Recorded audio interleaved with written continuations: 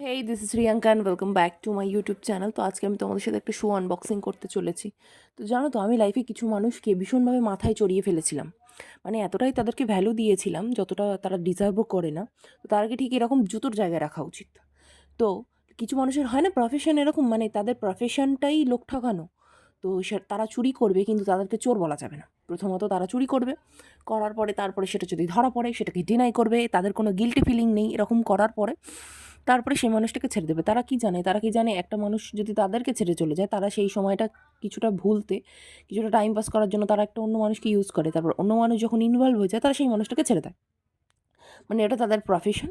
তারপরে তাদের তাছাড়া কোনো গিল্টি ফিলিং নেই। তাছাড়া আবার কি, তারা আবার সেই তাদের নামে মিথ্যা বদনাম করে বেড়াবে।